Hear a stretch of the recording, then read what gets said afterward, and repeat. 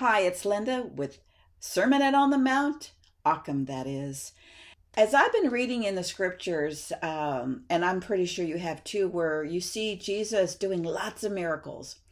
And every time I read it, it said, and then they believed. They saw something. Oh, and then they knew he was the Son of God. Oh, he surely was the Son of God. Oh, he was this. See, they had to see it before they believed who he was. Now, in our lives today, we don't see Jesus doing these things on the planet. We're doing what we do because we believe. So many are out there now still waiting to see something before they believe it. That's not faith. I remember at a time when, and I've shared it before, but it's huge. It's a good comparison to what I'm talking about here.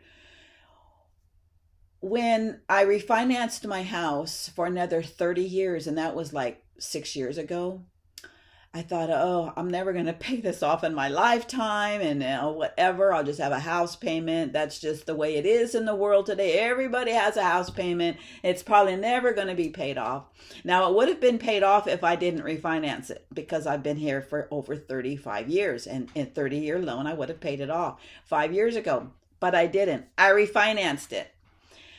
So, and I refinanced it for a lot and for 30 years. Well, during that process, I thought, oh, I'm never going to pay it off. Never going to happen. So I just resolved that I wasn't going to pay it off. So one day, as I was contemplating on it and praying about it and thinking, Lord, my one desire, I have a desire. My heart's desire is to pay off this house. And I heard him say so clearly in my heart, you'll have it paid off within 3 years. Then he said 2 years, and I thought 3 years was pushing it. 2 years? How many years? I said, you know what? I'm going to believe it. I'm going to believe what you just said, Lord. So little by little, he had me, put like $50 into principal and $100 here, whatever I could afford to put into principal only, I did for about a year. It was about a year and a half later, and the Lord reminded me of this request that I had. And he said, go to your bank account online. And I went, and I had enough money as I pulled all my resources together that I didn't know I had. I pulled them all together, and I had enough money to pay off the house that day. That was January of 2025.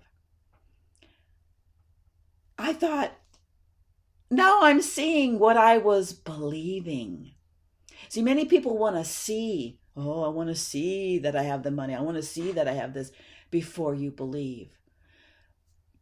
When Jesus went into his hometown and he wanted to do miracles there, but it says that he didn't do many miracles there. Why? Because they didn't believe who he was. We need to believe who Jesus is. Let me ask you a question. What if you never see a miracle? What if you don't get that prayer answered in your lifetime? Are you going to still believe? See, the Bible says, this is what, you got to grab this. Blessed are those who have not seen, yet still believe. I am excited for the day when God explodes blessings into your life.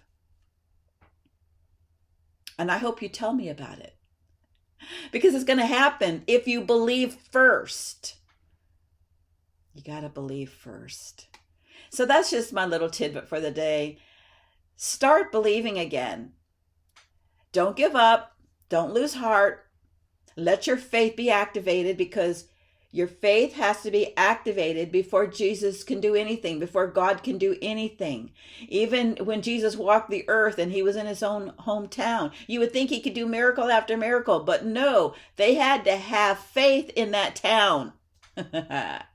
You got to have faith. You got to believe. And so, like the centurion said, I believe, Lord, but help my unbelief. See, he recognized that he had issues in his believing. He had holes in his believing. Do we have holes in our believing? Maybe we do. We have to say, Lord, help me to believe. I just want to believe even though I don't see. Blessed are those who have not seen yet believe.